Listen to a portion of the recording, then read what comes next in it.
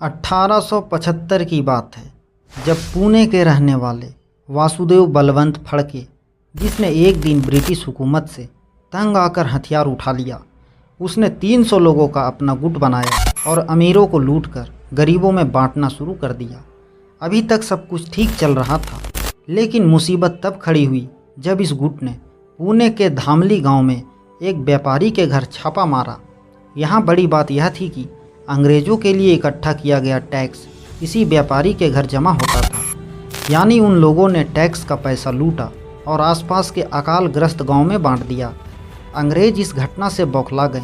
उन्होंने गुट के लीडर को डकैत घोषित कर दिया और उसके सर इनाम रख दिया। लेकिन वासुदेव बलवंत भी कहाँ कम थे। उन्होंने उल्टा बॉम्बे के गवर्नर के सर पर ही इनाम रख दिया और अनाउंस कर दिया कि अगर गवर्नर को ना मार सके और एक अंग्रेज़ को ही मार लाए तो भी इनाम मिलेगा। लेकिन इस बीच एक खबरी ने इनाम के लालच में वासुदेव बलवंत को पकड़वा दिया। अंग्रेज़ क्रांतिकारियों को पकड़ने के बाद या तो फांसी दे देते थे या उन्हें अंडमान की काला पानी जेल में भेज दिया जाता था। यही हुआ वासुदेव के साथ। उन्हें काला पानी जेल में भेज दिया गया, जहां उनकी मौत हो गई। लेकिन यह जेल अंडमान में नहीं बल्कि एक दूर अरब देश में था। जी हाँ, जो कभी भारत का हिस्सा हुआ करता था। तो आखिर कहाँ थी यह जेल?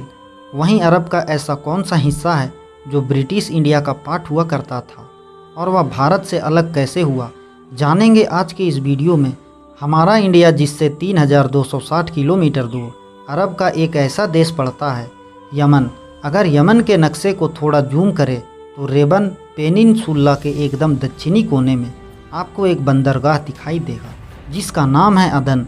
ईसाई, मुसलमान और यहूदी के अकॉर्डिंग अदन सर्क का पार्ट है जहां गॉड ने आदम को बना रखा था। खैर, इस पार्ट के साथ भारत का करीब 2000 साल पुराना रिश्ता है। जब भारत और रोमन साम्राज्य के बीच ट्रेड होता था तो वह इसी रास्ते से होता था। इस पोर्ट पर 3 समुंदरों का संगम होता है, रेड सी, इंडियन सी और अरेबियन सी। यानी इन तीनों रास्तों से आने वाले जहाज़ अदन से ही होकर गुजरते हैं। नक्शे को अगर करीब से देखेंगे तो अदन पोर्ट से ठीक सामने पड़ता है। यानी अदन से मंगलोर तक एक सीधी लाइन खींची जा सकती है। दोनों के बीच का डिस्टेंस 3233 किलोमीटर है, जिसे कई बार कवर किया गया।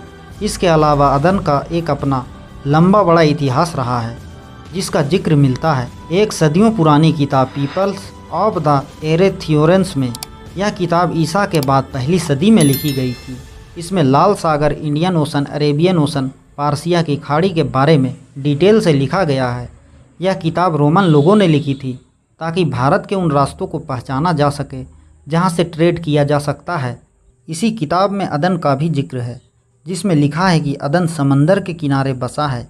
यह एक ऐसी बेहतरीन जगह है जहां जहाज़ों को रोका जा सकता है और यहां आपको साफ पानी भी मिल जाएगा। भारत से आने वाला सामान यहां आसानी से पहुंच जाता है। किताब में इस सामान का भी जिक्र किया गया है, जिसमें हीरे, हाथी के दांत, कपास, नीली काली मिर्च, खजूर और शराब शामिल हैं। बुक के अकॉर्डिंग ये सारी चीज़ें भारत से अदन के पोर्ट तक लाई जाती थी। यानी अदन का पोर्ट उस वक्त भी ट्रेड के लिए एक इम्पोर्टेंट बंदरगाह हुआ करता था।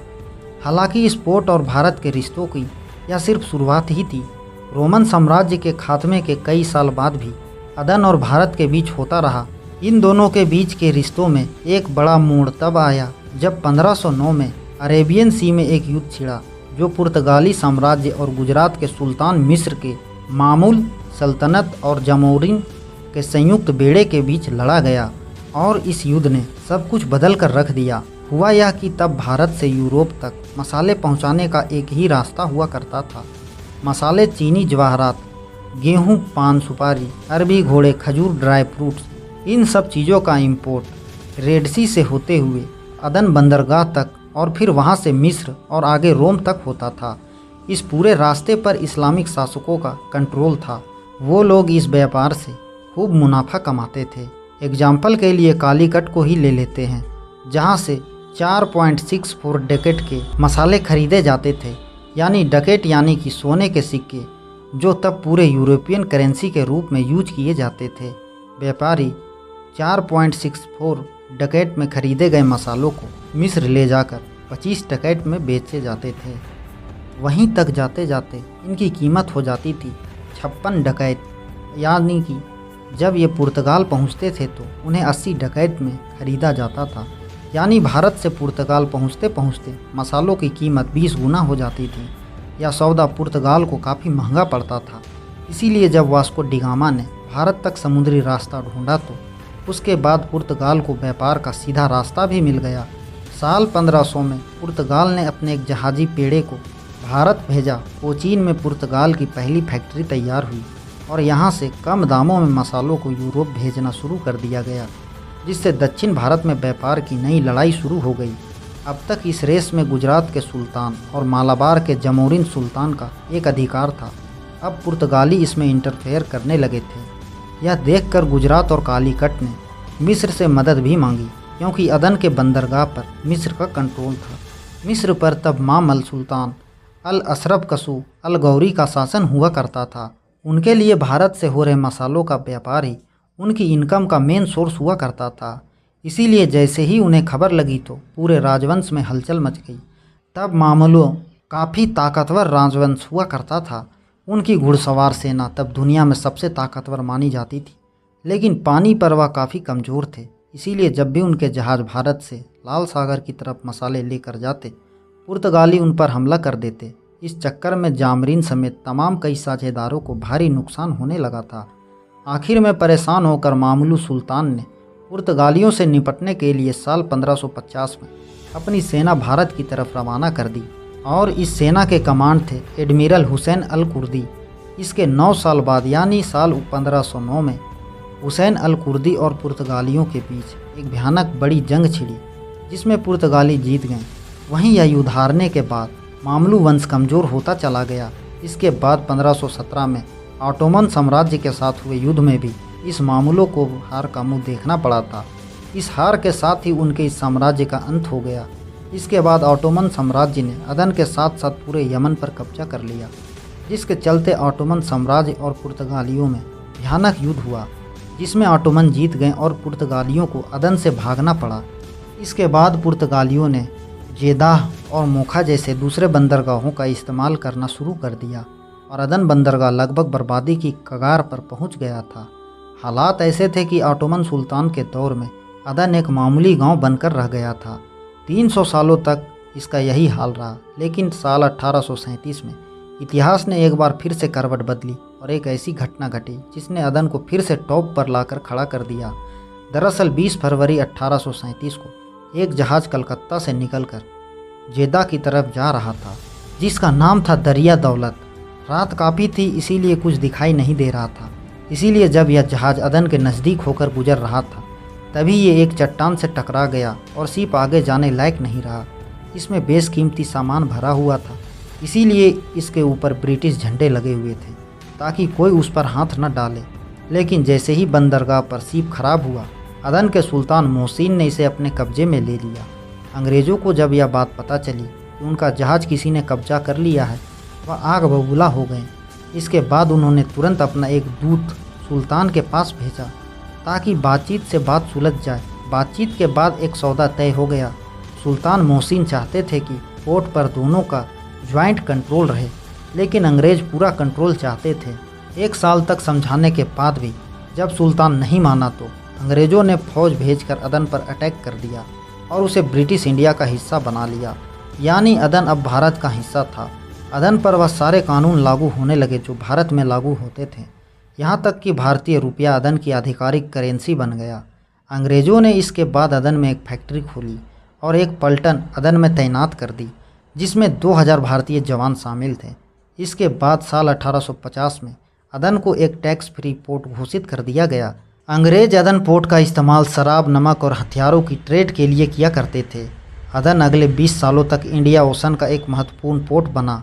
इसके बाद 1869 से होते हुए स्विस कैनाल के रास्ते यूरोप तक पहुंचा जा सकता था। इससे अदन पोर्ट की इम्पोर्टेंस ज़्यादा बढ़ गई।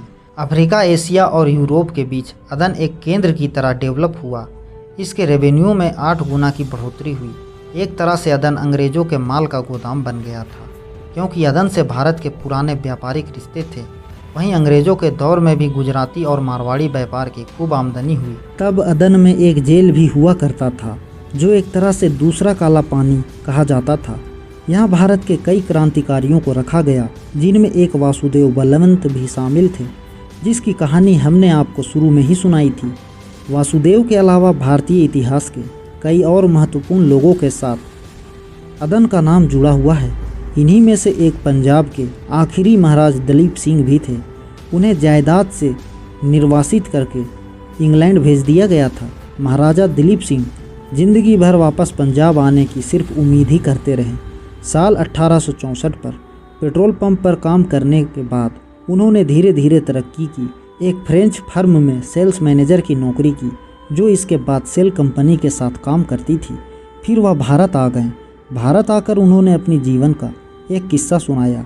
उन्होंने बताया कि जब वह अदन में रहा करते थे तो 10 रुपये खर्च करने से पहले भी 10 बार सोचते थे।